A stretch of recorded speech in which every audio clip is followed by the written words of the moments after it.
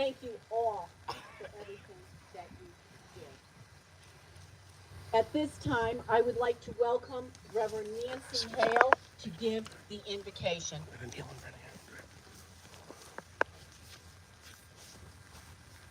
morning. Good morning. On Tuesday, July 1st, 1884, surviving veterans of the 17th Connecticut Volunteers gathered here on this knoll to dedicate their monument in honor of those who fell on July 1st, 1863. The Reverend William K. Hall. He was a congregational minister who was the chaplain of the 17th. He was here during that dedication and he offered the invocation. So the prayer that I offer today will incorporate some of the words from Reverend Hall's own invocation. Let us pray. Almighty God, ruler of nations, arbiter of battles, 139 years ago, faithful soldiers gathered here to invoke your blessing on their comrades who fell in battle, to gratefully acknowledge your mercies to our country, to thank you for the victory that crowned our arms on this field, victory that secured the union of our states and preserved the institutions of liberty. Today, as then, we thank you for the noble examples of valor and heroism that were here given and which made this ground so sacred to those veterans and to countless others throughout the years. And we pray for the same fresh inspiration of loyalty to duty and country that motivated those from so long ago to move forward with hope. And in humility, we ask for the same spirit of self-sacrifice demonstrated by those who fell here for the sake of continued peace in our land. Now, as then, bless us in this holy work that we perform this day, and keep the memory of what was done here and the spirit of those who fought here alive in our hearts and minds. May we always respect the legacy that has been left for us, and may future generations be inspired to continue the task of remembering and honoring these faithful soldiers and of caring for the memorials that they have left for the sake of prosperity. We ask all of this in your holy name. Amen.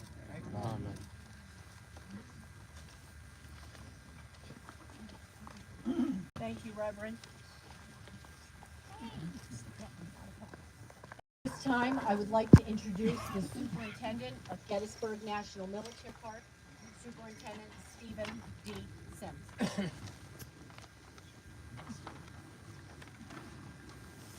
Good morning. Good morning. First, I'd like to thank Carolyn for organizing this flag-raising event. It's a great kickoff to the 160th anniversary of the Battle of Gettysburg.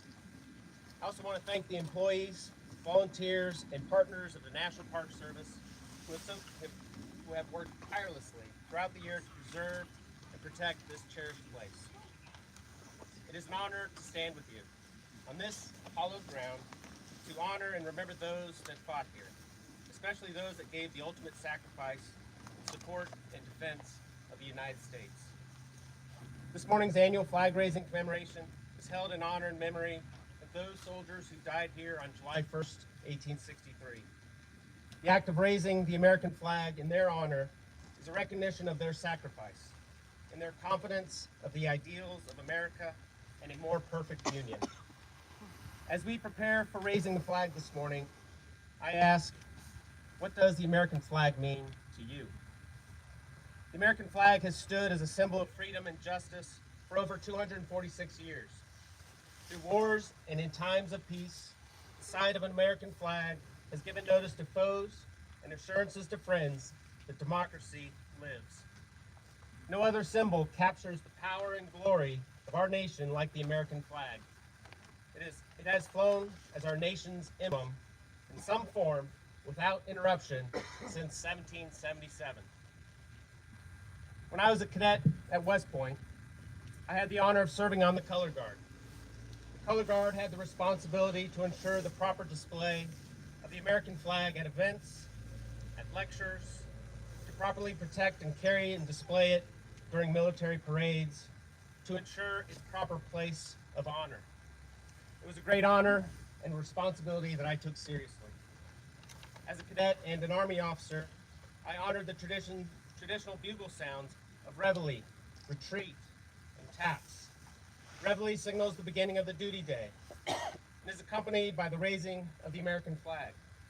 Every service member is required to stand at attention, face the flag, and render a salute.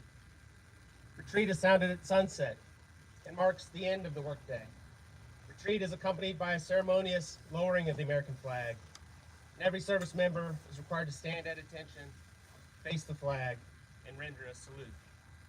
And taps, played to honor fallen military members at funerals. Service members stand at attention, face the flag, and render a salute. As a military officer, I conducted numerous reenlistment ceremonies for soldiers. As part of this ceremony is the recital of their oath, but also the raising of an American flag, usually at a location of the soldier's choice. When I was stationed in Hawaii, I had the privilege of conducting reenlistments at the Pearl Harbor Memorial, USS Missouri, and other places of personal significance and importance. As part of the ceremony, the enlistee raises their own flag, salutes, and then lowers. As a reminder of their oath of reenlistment, they are given the flag to take home. I've known people that have a special flag that they have taken to various locations within our nation to raise and lower it. There are notable historic events involving the use and display of the American flag. The 6 Marines who raised the flag atop Mount Suribachi during the Battle of Iwo Jima on February 23, 1945. The Apollo 11 astronauts who planted a flag on the moon on July 20, 1969. The 3 firefighters who hoisted the American flag above the ruins of the World Trade Center. And the rescue workers who unfurled a very large flag over the side of the Pentagon during rescue and recovery work following the September 11th attacks. To the widows and family of servicemen and women who gave the last full measure of life, to come home in a casket draped with an American flag. The American flag remains a living piece of history and a source of pride and unity for all Americans.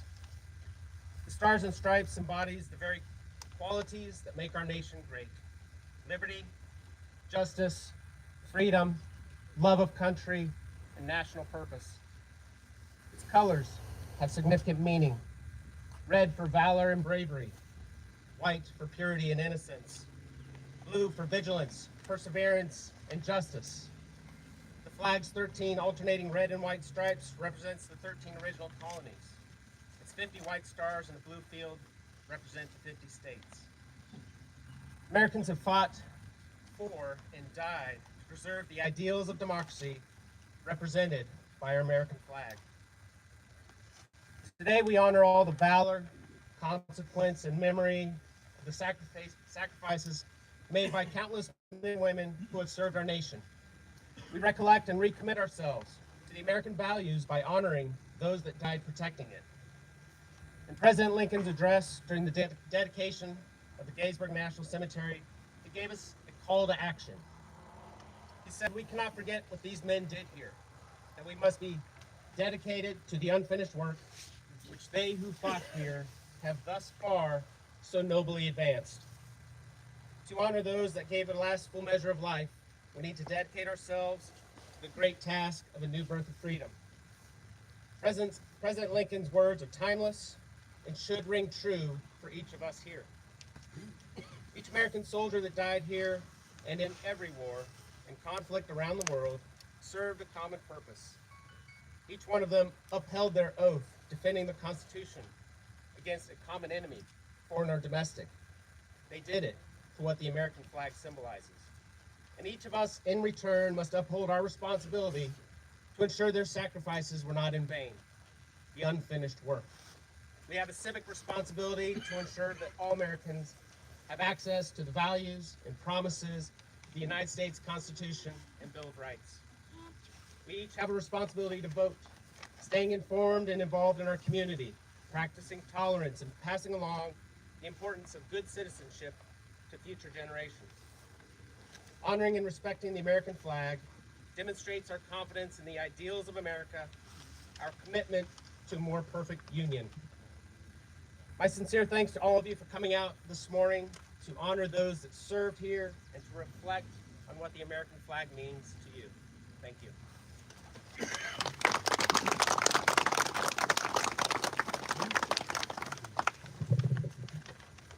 Thank you, Superintendent. Our next speaker is Mr. David Malgi, Vice Chairman and former President and CEO of the Gettysburg Foundation.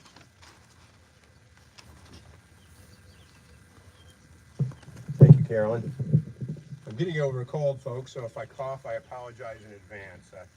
I appreciate all this work that's been done here today. It's an honor to be standing before you, especially Carolyn, who has spearheaded this effort. I want to just start off by talking for a moment about the man who owned this knoll in 1863, David Blocker.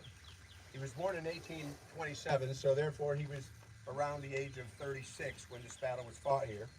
He had a wife, Grace, and 2 children. He was a blacksmith by trade as well as a farmer, and like most of the landowners in the area, Blocker suffered great loss when the armies came to Gettysburg. His damage claim with the state of Pennsylvania was for the replacement of 60 bands of fence, 60 acres of wheat, 3 acres of rye, 6 acres of meadow, and among other things, lots of blacksmith tools. His total claim of $351 was likely never paid. Still, when the first wooden flagpole was erected here by the 17th Connecticut Volunteers Association in 1885 on the site of Lieutenant Colonel Fowler's death, it was David Blocker who came out to this knoll to raise the flag every morning and before the sun went down to lower it each evening. He seems to have aged prematurely, yet he still performed this noble task, in the process honoring those men of the 17th and other regiments who fought and died here. So appreciative were the members of the 17th Survivors Association that during their 4th annual reunion here in 1889, they gave Blocker the very resolution that I have brought here this morning for you to see. Dated August 28th of 1889, the resolution tenders thanks to Blocker with affection for voluntarily raising the flag above this knoll. It was signed by Colonel William Noble, who, though wounded at Chancellorsville, arrived at Gettysburg to take command of the 17th on the afternoon of July 3rd. And also Willis McDonald, a corporal in Company F and a veteran of Gettysburg. They constituted the Committee on Resolutions. You know, patriotism comes in many forms. It comes in the sacrifice of the men who gave their lives on Barlow's Knoll on July 1st, 1863, and on other parts of this field. It comes in the sacrifice of the servicemen and women that lie in U.S. cemeteries in the United States, in Europe, and around the world. It comes in the men who raised our national flag over Mount Suribachi in 1945. And it comes in the man, David Blocker, whose home is just over here to my right, who raised the flag here every day from 1885 until the time of his death in 1893 at the age of 66. Carolyn asked that the speakers today talk about history and memory. Well, my precious memories of Barlow's Knoll go back to the many battlefield visits I made here with my father when I was a young man. Our home was straight up Route 15 north to Rochester, New York, and we always exited the battlefield here on the day we went home. And as a boy, I was captivated by the stories of Lieutenant Colonel Fowler. I was captivated by the story of Lieutenant Wilkerson, whose guns mark his position still here today. And also what was then known as the Barlow-Gordon incident, though somewhat interpretively changed since the 1960s.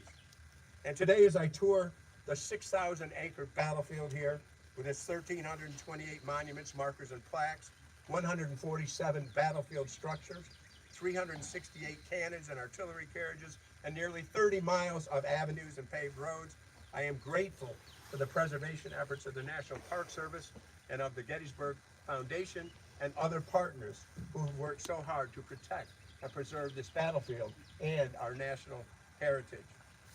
I'll conclude by sharing a quote by Joshua Chamberlain, Colonel of the 20th Maine. And these words are very, very well known. Some of you can probably recite them from heart. They were spoken at the dedication of their regimental monument on Vincent Spur, October 3rd, 1889. But they speak to the meaning of the entire battlefield for future generations. In great deeds, something abides. On great fields, something stays. Forms change and pass, bodies disappear, but spirits linger to consecrate ground for the vision place of souls. And reverent men and women from afar, and generations that know us not and that we know not of, heart drawn to see where and by whom great things were done for them, they shall come to this deathless field to ponder and to dream, and lo, the shadow of a mighty presence shall wrap them in its bosom, and the power of the vision pass into their souls. As I look upon this flagpole, which will soon have flags attached, on this 160th anniversary of the events that took place on this once blood-soaked knoll, I see one more meaningful effort to honor the men who fought here and died here at Gettysburg. Long may the flags of the United States of America and the Nutmeg State wave over this hallowed hill. Thank you.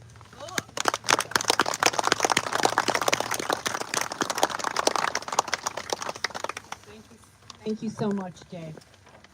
Mr. Timothy Smith, Adams County Historian and Director of Education for the Adams County Historical Society, will now say a few words.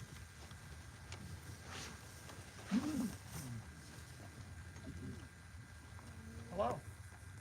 With all these illustrious speakers, I am honored to be asked to make a few remarks today.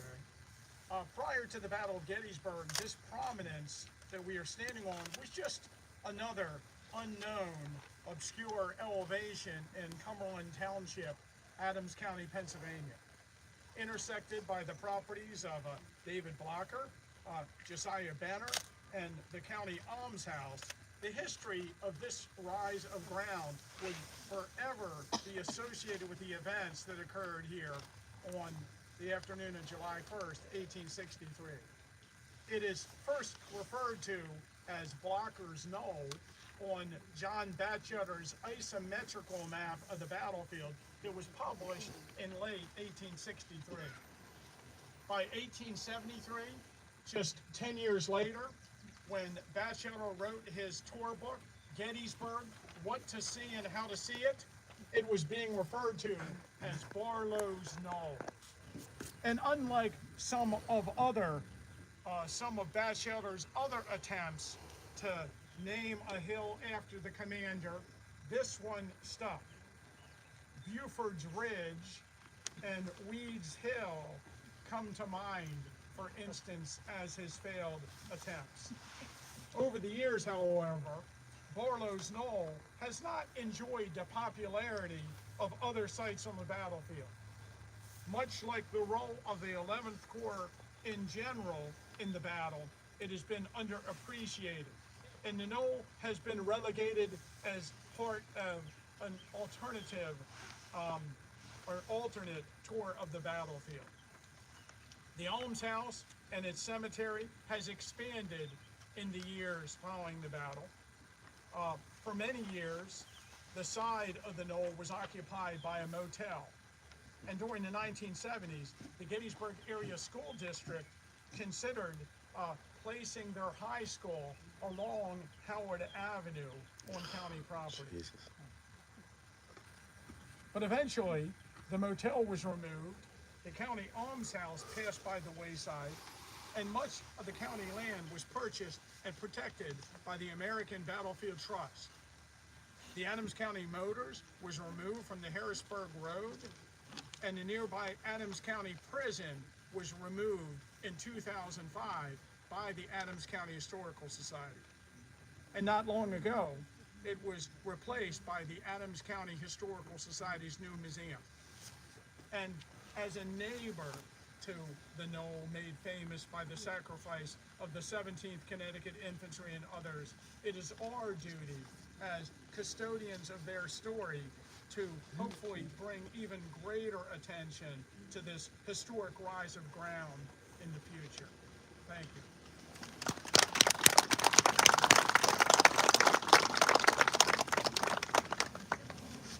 Thank you, Tim. Our next speaker is Mr. Bruce Davis, President of the Civil War Roundtable of Gettysburg.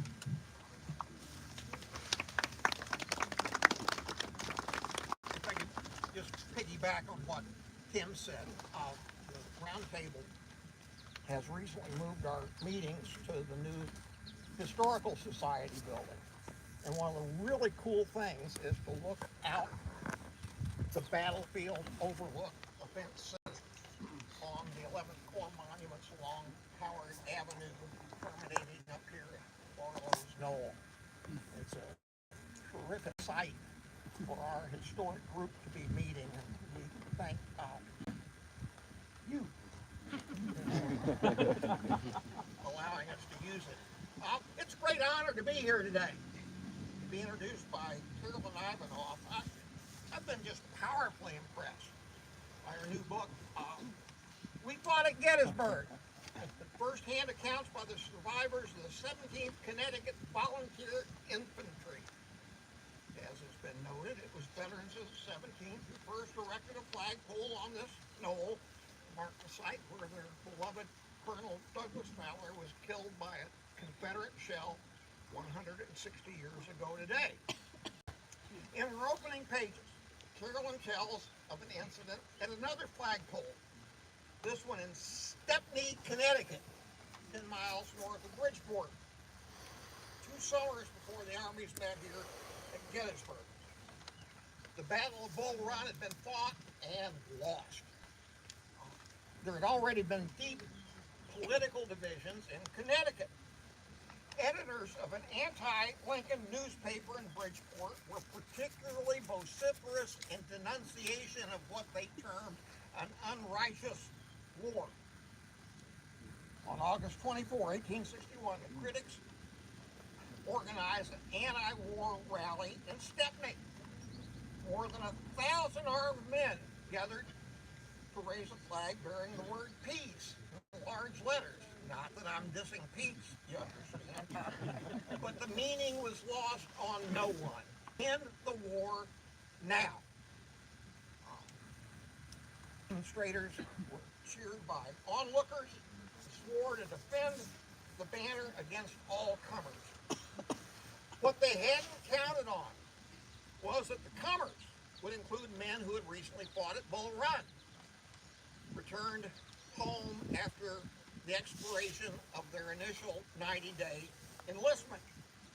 As told by Carolyn, these soldiers were in no mood to tolerate what they considered traitors in their midst.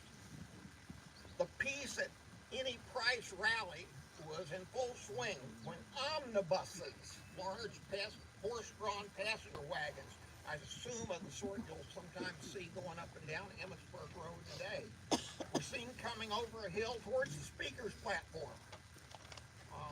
That would be intimidating. The vehicles were decked out in all manner of pro-union banners and loaded with armed former soldiers, local pro-union men, and local celebrities, including P.T. Barnum. It was quite a show. Glad you like that. Buses plowed over the hill into the crowd, heading straight for the poll. The anti-Lincolnites on the platform went into full panic mode, went running off into a cornfield. Down came what was seen as the traitor's flag, up with the stars and stripes. What strikes me as most remarkable about that story is the role of the returning soldiers. War was no longer an abstract thing to the survivors of Bull Run.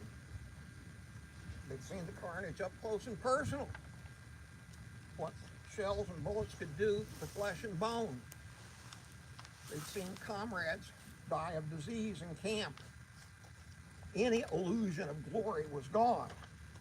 This was not going to be a short war after all, but rather waged at incalculable price in blood and treasure.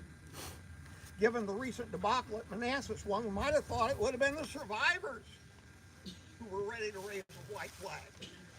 Instead, their initial duty done, more than 60% would re-enlist in what they saw as a very righteous cause, including men who had been based in Gettysburg, fighting on this very knoll 160 years ago today. 17th Connecticut had started the first day of July 1863 with the 11th Corps in Emmitsburg, Maryland, a dozen miles to the south, order to meet the emergency at Gettysburg, the men had been subjected to a grueling march, arriving on the double quick, racing through town to this field, initially posted down by the almshouse. They followed their flag up this rise to this hill, no sooner arriving than hit by Confederates on all sides. The flag would be saved at heavy cost. Bearers shot down, picked up by others, relayed back to Cemetery Hill, where one-armed General Oliver Otis Howard was desperately trying to patch together a defensive line. Hearing the commander ask if there were troops brave enough to follow him to the stone wall at the base of the hill, the troops responded, "Yes, the 17th Connecticut will." One remembering, General Howard took our colors and moved forward, and our boys followed with a cheer. Howard himself would recount, the flag served to rally the regiment, always brave and energetic, and others, as has been noted, survivors of the 17th would gather here in 1884 to dedicate their monument, which reads, "In memory of their gallant comrades who fell here on the first day and on this battlefield on the 2nd and 3rd days of July 1863. A year later, they returned to erect the flagpole in memory of Colonel Fowler. If Bridgeport had been ambivalent about the war in 1861, come the new century and a still United States of America, the grateful city gave all honor and glory to old soldiers who were coming back to Gettysburg for the great reunion of 1913. On that occasion, a local paper trumpeted, "Survivors of 17th Connecticut will keep flag forever at Gettysburg." One who had been wounded here was quoted, "Money subscribed by the veterans of the 17th Connecticut will be invested in the earnings used to keep a new flag forever on the staff beside the monument to the 17th. Barlow's Knoll is visible from all railroad trains entering Gettysburg, and tourists always remark on the flag which waves there. The veterans of the 17th have kept their colors there since the monument was dedicated." And so on this 8th anniversary, desperate fight on this knoll, the first day of a battle that would be the hinge of American history, we will raise the stars and stripes once more. They had indeed waved forever, indeed defended against all comers. Amen.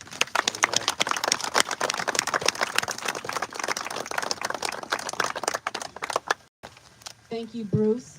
Our next speaker is licensed battlefield guide, Mr. Stuart Dempsey. Stuart is a descendant of two 73rd Ohio 11th Corps soldiers. Both gave their last full measure at Gettysburg. Both of Stuart's ancestors are buried in the Gettysburg National Cemetery.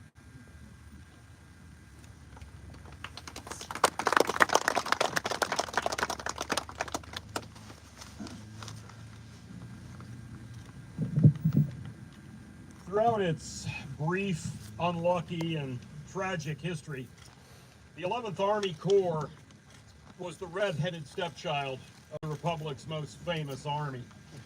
Disrespected, even loathed at times by their comrades and other units, the men of the Corps endured the unique experience of battling three foes: the Confederates, of course, at times their fellow soldiers, and on occasion, the national press that portrayed them as cowards and shirkers. That the vitriol flung at the Corps is rubbish is abundantly clear to anyone who deals in facts, but its reputation has been so besmirched for so long that even now, over a century and a half later, it remains a misunderstood outfit. The 11th fought hard at the Battle of Gettysburg on all 3 days of that battle, though here, on July 1st, 1863, that fight ended in bitter defeat and high casualties, just as it did for their comrades in the 1st Army Corps a little bit to the west of here. The 17th Connecticut that we honor here today lost about 3/4 of its nearly 200 Gettysburg casualties where we are. The 25th Ohio, which served alongside the 17th, went into action on the afternoon of July 1st, 220 strong. They would leave the knoll with 60 men standing. Barlow's division, the smallest of all the Army's 22 divisions, would lose over half of its strength, most of it on the ground where we stand. The corpses of over 200 United States soldiers littered the ground where we are right now. Statistics such as full and understanding the magnitude of the sacrifice, to be sure, but they fail to remind us of what those statistics really mean. The names inscribed on the 17th Connecticut's monuments suggest that meaning. But to stand here today on a patch of ground that looks little like it did in 1863 on that warm, terrible Wednesday afternoon, with the blood long since washed away, with the cries of the maimed silenced by time, it is understandable that we might fail to fully comprehend what really occurred on this ground and elsewhere on the battlefields of this war. But every name on the 17th Connecticut's monument does not merely represent a dead soldier, however much we may honor that soldier's martyrdom in the service of his country. But each name also represents a young wife now widowed, children orphaned, parents heartbroken, a farm or a shop headed for bankruptcy, and the incalculable loss of unrealized potential.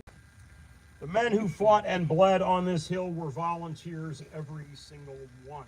There were no draftees in the ranks of the regiments that defended this ground. None were here by compulsion. Hardly any of them were professional soldiers. They were, in the purest sense, citizen soldiers. The men who'd left their families, their plows, their shop counters, and their factories to defend their nation in its hour of greatest peril. They were here by choice as free men. Some, on that sanguinary afternoon of July 1st, no doubt regretted that choice as they watched their enemies approach, 4 brigades abreast and overlapping their right flank by nearly a quarter mile. But they stood and they fought, some longer than others, some more effectively than others, in a clash whose outcome was preordained before the first shot was even fired. Placed, to paraphrase reporter Sam Wilkeson, who wrote of his own personal sacrifice, placed in a position a division never should have been sent, these men from Connecticut and New York, Pennsylvania, and Ohio stood their ground until they could do so no longer. And when they fell back from this hill, they left the ground carpeted in their dead and wounded comrades. Tangible evidence, if any was required, of their willingness to give everything for their country. We honor the men who fought here, we remember them, yet we do not pity them, for their cause was a righteous one, and the sacrifices that they made ultimately achieved greater good, just as our 16th president predicted a mile and a half from here on another memorable day in the history of this town and this country.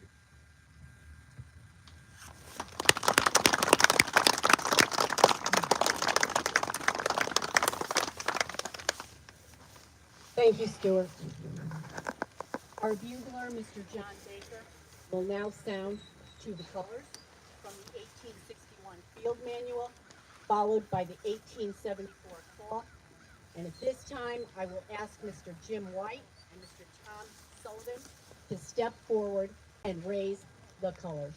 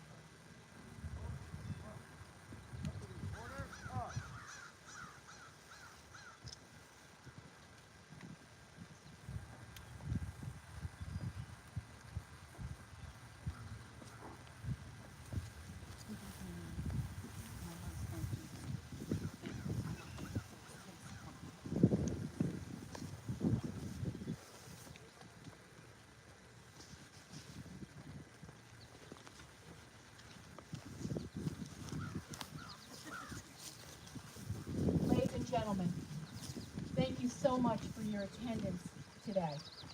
There are many outstanding 160th anniversary activities this weekend.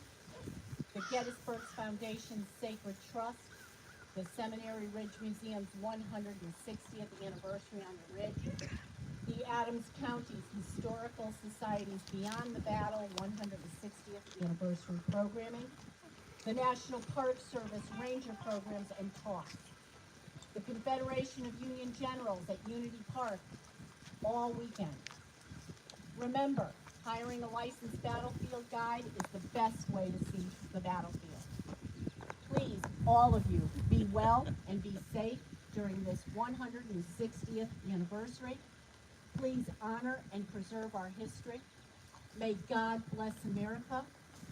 And to conclude our ceremony, Ms. Abby Hoffman will now perform a violin solo of our national anthem.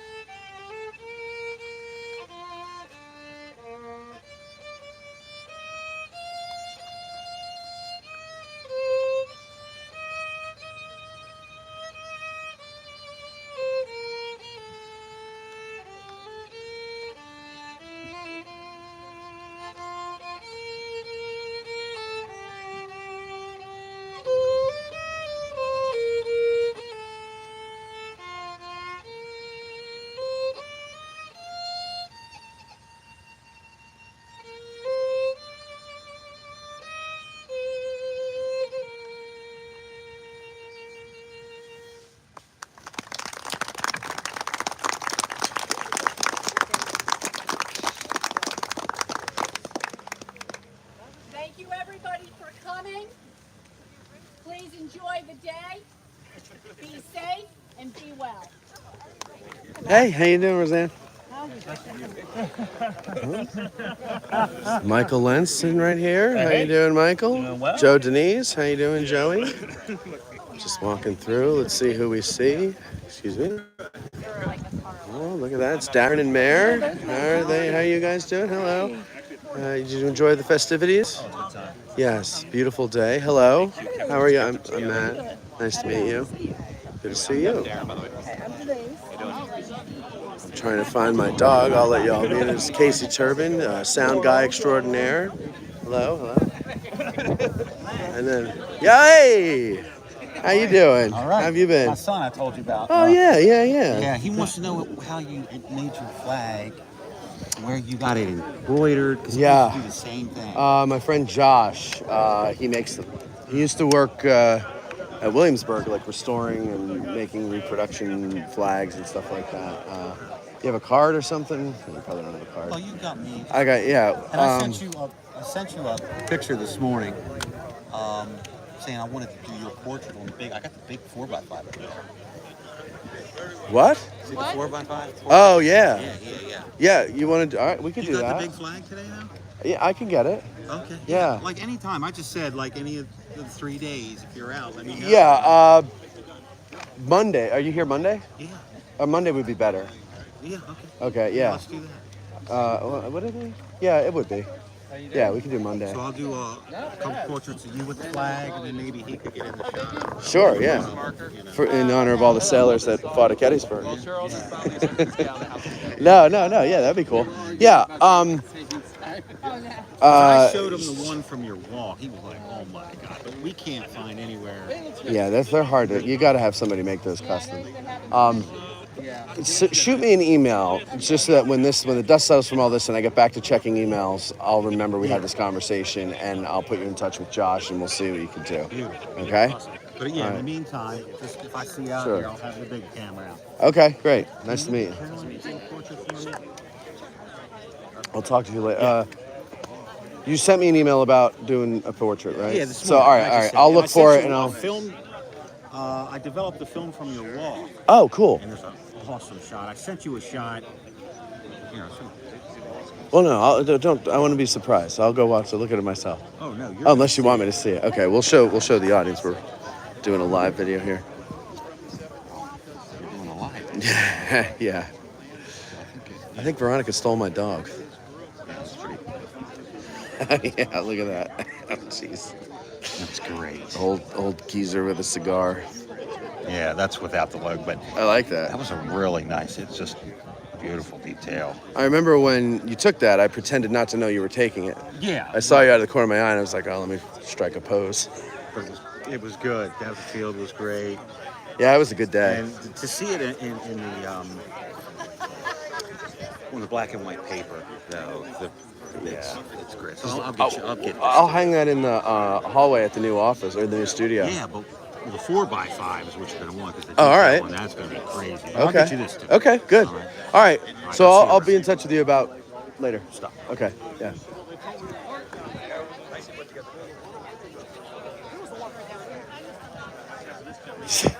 Yeah, I am. How you doing? Good. How are you? You got it? What? You got a cold or something? Allergies? I've had like congestion for like weeks. Yeah, me too. It's the smoke. You think it's the Canadian smoke? I blame Canada. Oh, really? Then it was just spring. Yeah. Yeah, it does. Whatever that word means. Do you want to get coffee soon? I got some ideas I want to run by you. You have ideas? No. Okay. Yes, How about just for coffee then? Yes, I can do coffee. All right, I'll shoot you an email next week. Sounds good. Thanks. Good to see you, Steve. That was Steve Sims, superintendent of the park. And then here, ladies and gentlemen, I want you to meet Major. Major is my new puppy. She is the... Okay, you're so happy to see me. I saw the introduction there. What's that? Yeah, you could pet her, sure. Come here, what are you doing? It's just like, I don't think I'm gonna make Just like grandkids, you gotta give them back. There you Okay, there you go. I have no aspirations. All right, thank you. Where is she? Was she okay?